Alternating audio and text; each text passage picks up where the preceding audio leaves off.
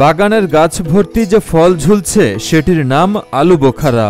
এদেশে আলু বোখারা আমদানি নির্ভর মশলা, তবে এখন দেশেই চাষ করা হচ্ছে রান্নার অন্যতম প্রধান এই উপকরণের, যার ফলনও হয়েছে চোখে পড়ার মতো। ফলটা বেশি হয়েছে 2 বছর, কিন্তু প্রসেসিংটা করতে জানি না, পারে না, এটাও আমরা শিখতে পারে না। যদি সরকার যদি শিখলে আমরা ভালো হব আর কি। বাংলাদেশে আলু বোখারার চাহিদা অনেক বেশি, বিশেষ করে বিরিয়ানি জাতীয় খাবারের অপরিহার্য অনুষঙ্গ এই আলু বোখারা। রান্নায় আলু বোখারার ব্যবহার খাবারের স্বাদে ভিন্নতা এনে দেয়। আলু বোখারা মূলত পোলাও, বিরিয়ানি, রোস্ট, সালাদ, বোরহানি তৈরির কাজে ব্যবহার করা হয়। এই যে আমাদের মনে করেন বিরিয়ানি বিভিন্ন ক্ষেত্রের মধ্যে এইগুলা এই সমস্তগুলো কাজে লাগায়, কিন্তু এইগুলো যদি আমরা ট্রেনিং যদি পাইতেন তাহলে অবশ্যই আমরা কাজে লাগাতে পারতেন। আমরা চাইতেছি আমাদের এলাকাবাসী এই সমস্ত আমরা রোপণ করে মানে ট্রেনিং পেয়ে আমরা যেন উন্নতি করতে পারি। জ্যাম, জেলি, আচার সহ নানা মুখরোচক খাবারও বানানো হয় এই ফল দিয়ে, তাই এর চাহিদা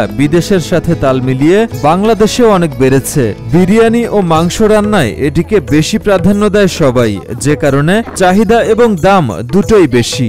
এক বড় ভাইয়ের পোস্ট দেখছিলাম, কাগজে একটা আলু বোখারা বাগান হয়েছে, তো আজকে সশরীরে দেখতে আসলাম। এটা আগে কখনো দেখার সুযোগ হয় না, আজকে বাগানে এসে দেখলাম এবং সাথে টেস্ট করে দেখলাম। বিদেশি ফল হলেও আলু বোখারার চাহিদা আমাদের দেশে অনেক বেশি। দেশের চাহিদা মেটাতে বিদেশ থেকে আমদানি করা হয় প্রতি বছর, কিন্তু দেশে উৎপাদিত এই ফসলটি গাছের নিচে পড়ে নষ্ট হচ্ছে প্রক্রিয়াজাত করতে না পারার কারণে। এটা এখন আমরা প্রসেসিং করতে পারি না, কাঁচা বিক্রি করলেও দামটা কম পায়, প্রসেসিং করতে জানি না আমরা। পাহাড়ি জেলা খাগড়াছড়িতে যে কোনো ফসল উৎপাদন করলেই সফল হচ্ছেন কৃষকরা। তারই ধারাবাহিকতায় জেলা শহরের ধর্মঘর এলাকায় মশলা জাতীয় ফসল আলু বোখারা চাষ করে সফল হয়েছেন কৃষক মৃষা থোয়াই মারমা। এই ফলটি বিদেশি হলেও এখন পাহাড়ি জেলায় এই ফলের উৎপাদন অনেক বেশি দেখা যাচ্ছে। আসলে পাহাড়ে এর আগে কখনো আলু বোখারার গাছ দেখি নাই, তো আশেপাশে শুনলাম যে এখানে একটি বাগান করা হয়েছে, তো আজকে ঘুরতে আসলাম, ভালোই ফলন হয়েছে, মানে দেখতে সুন্দর লাগতেছে। এই কৃষক 2019 সালে পার্বত্য চট্টগ্রাম উন্নয়ন বোর্ডের মিশ্র মশলা চাষ প্রকল্পের আওতায় মশলা জাতীয় ফসল আলু বোখারা চাষের উদ্দেশ্যে 120টি গাছের চারা লাগান।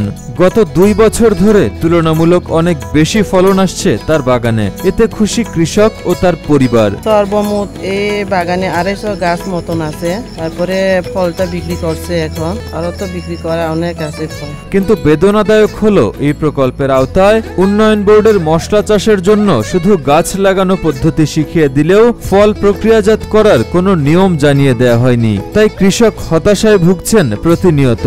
গাছের নিচে দামি এসব ফল পড়ে নষ্ট হচ্ছে। কৃষকরা এখন চায় প্রয়োজনীয় প্রশিক্ষণ। এখন বর্তমানে ফল আসছে, আমার আলু বোখারা গাছে যথেষ্ট ফল আসছে।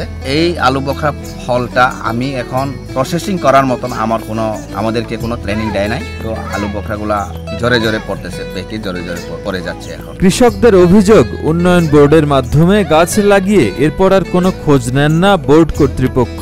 যদি এখন থেকে কৃষকদের ফল প্রক্রিয়াজাত করার জন্য পরামর্শ ও প্রশিক্ষণ দেওয়া হয়, তাহলে এই ফসল বাজারে বিক্রি করে কৃষকরা লাভবান হবে বলে তাদের বিশ্বাস।